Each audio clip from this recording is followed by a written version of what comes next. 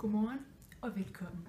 I dag vil jeg fortælle om den britiske imperialisme i Indien i perioderne 1850, 1850-70 og 1870-1914. Endnu en gang velkommen.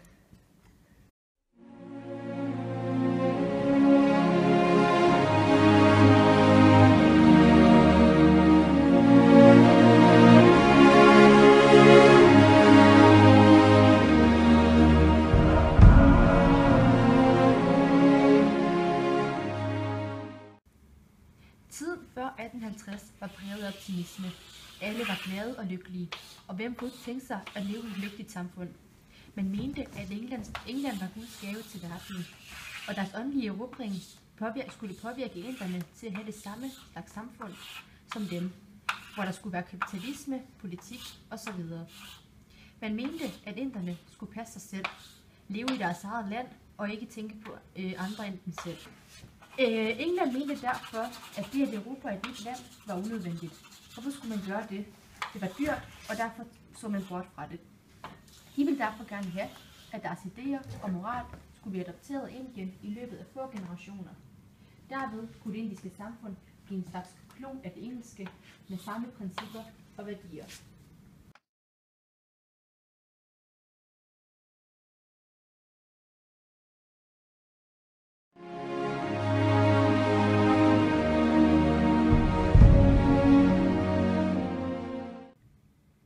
I perioden 1850 til 1870 skete der blandt andet oprør i Indien.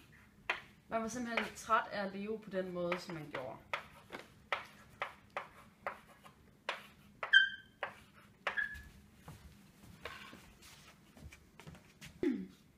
Der var også racisme. Altså, det blev styrket, da den etiopiske kejser han valgte at arrestere en britisk konsul, og det styrkede ligesom racismen. Men det startede egentlig med, at Gobineau, han sagde, at racerne havde en vis ulighed. Det kodede man så sammen med, at Charles Darwin senere kom og sagde, at vi mennesker, vi var en del af en naturlig udviklingsproces. Og det var så her, at kristendommen ligesom tabte sit slag, fordi at nu havde man fundet den svagere race, og det var naturens lov, og det var altså ikke kristendommens lov. Der skete også en masse kriser i den her periode. Der var blandt andet Krimkrigen, og det gjorde ligesom, at man var bange for, at Rusland også angreb Indien, fordi Rusland allerede var i gang med at erobre rundt omkring i verden. I den her periode kom der også flere muligheder for opdagelsesrejsen, på grund af industrialiseringen. Det gjorde ligesom, at der var flere muligheder for at rejse, og det, ja.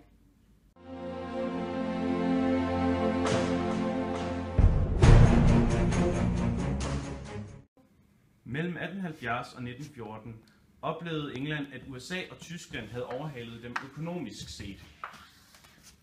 England blev militært svækket på grund af den økonomiske stagnation, fordi før var det kun England, der havde motorskibe af stål og moderne automatiske våben, men da dette blev mere og mere normalt, så blev England industrielt af USA og Tyskland. Derefter skabte der sig en frygt for fremtiden, en form for pessimisme, og imperiet begyndte at synke.